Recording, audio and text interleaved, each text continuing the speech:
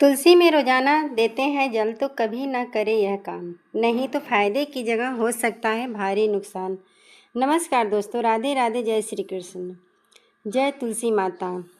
अगर आप रोज़ तुलसी में जल अर्पित करते हैं तो यह वीडियो आपके लिए बेहद ज़रूरी है। लेकिन दोस्तों, एक छोटी सी गलती आपकी समृद्धि पर भारी पड़ सकती है।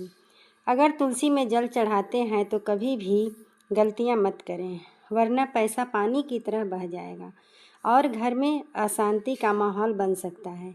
हिंदू धर्म में तुलसी का विशेष महत्व है। इसे सिर्फ एक पौधा ही नहीं बल्कि माँ लक्ष्मी का स्वरूप माना जाता है। यही कारण है कि अधिकतर लोग घर सुबह स्नान के बाद श्रद्धा भाव से तुलसी में जल अर्पित करते हैं। मान्यता है कि ऐसा करने से जीवन की समस्याएं, बाधाएं दूर होती हैं और घर में सुख समृद्धि का वास होता है। भगवान विष्णु को तुलसी अत्यंत प्रिय है।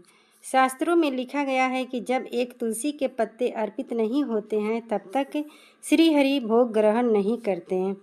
इसलिए तुलसी का पूजन करने से भगवान विष्णु और माता लक्ष्मी दोनों की कृपा प्राप्त होती है, जिससे घर में बरकत और खुशहाली बनी रहती है। लेकिन ध्यान रहे, अगर आप रोज़ तुलसी में जल चढ़ाते हैं तो कुछ खास नियमों का पालन करना बहुत ज़रूरी है।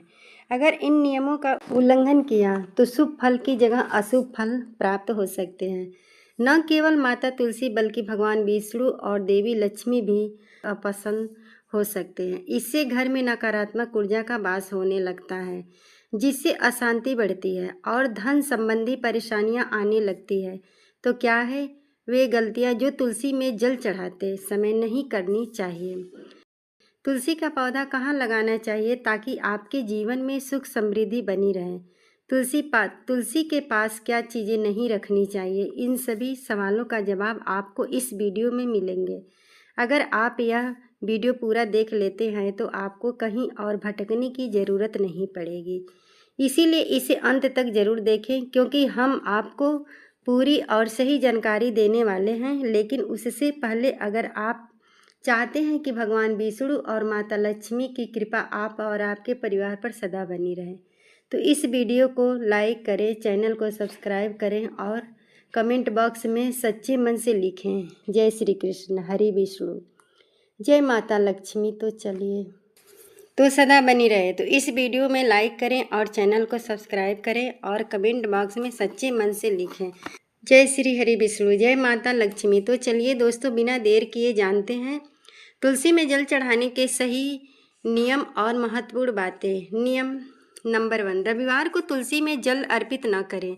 साथियों, क्या आप जानते हैं कि हर दिन तुलसी माता को जल अर्पित करना शुभ नहीं होता है? खासकर रविवार के दिन यह एक गंभीर भूल मानी जाती है, जो आपकी समृद्धि और सुख शांति को प्रभावित कर सकती है।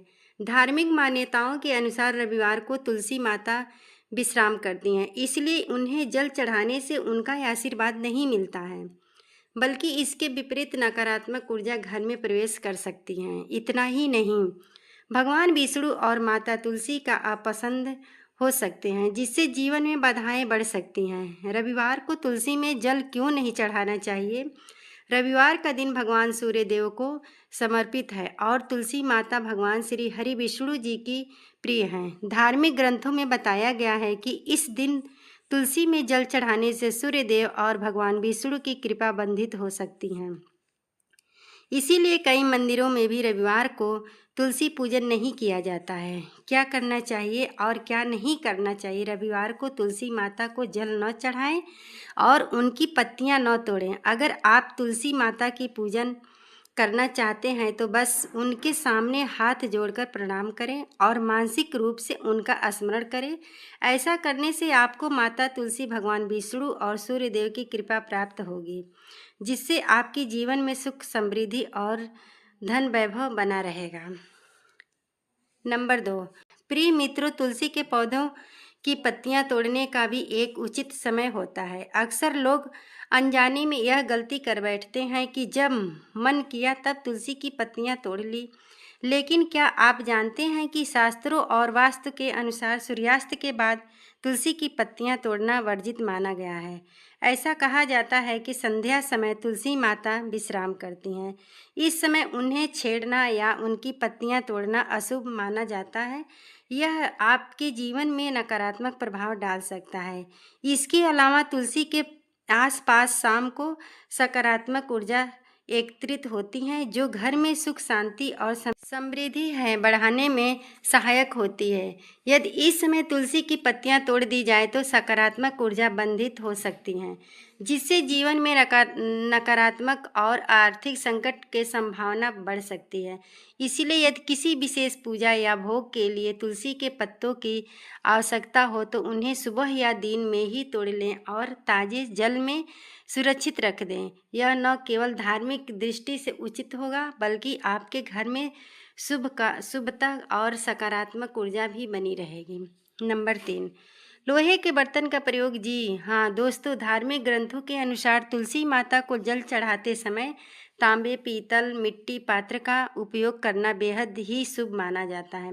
लेकिन कुछ लोग अज्ञानता में लोहे या स्टील में बर्तन से तुलसी को चढ़ा देते हैं, जो कि वास्तु के अनुसार बहुत ही गलत होता है, क्योंकि लोहे का धातु नकारात्मक ऊर्जा को आकर्षित करता है और तुलसी माता की सकारात्मक ऊर्जा को बंधित कर सकता है। इसके अलावा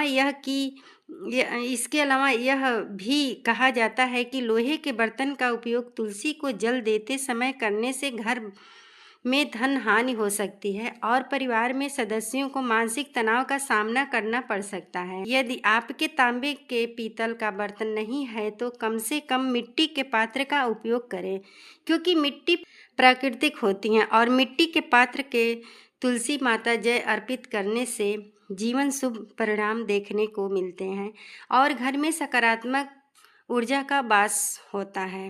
नंबर 4, बहुत से यह मानते हैं कि तुलसी माता को दूध चढ़ाने से अधिक पुण्य प्राप्त होगा, लेकिन यह धारणा पूरी तरह से गलत है। तुलसी एक पवित्र और अत्यंत संवेदनशील पौधा है, जिसे केवल स्वच्छ जल ही स्वीकार होता है। दूध या अन्य कोई भी तरह पदार्थ तुलसी के लिए हानिकारक हो सकता है।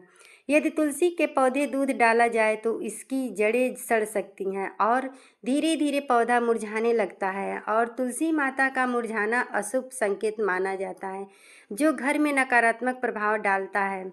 इसी तरह तुलसी में गंदा या बासी पानी डालना भी बहुत अशुभ होता है। अशुद्ध जल तुलसी की ऊर्जा को प्रभावित कर सकता है, जिससे घर में नकारात्मक बढ़ सकती है और परिवार में सदस्यों को मानसिक तनाव और समस्याओं का सामना करना पड़ सकता है।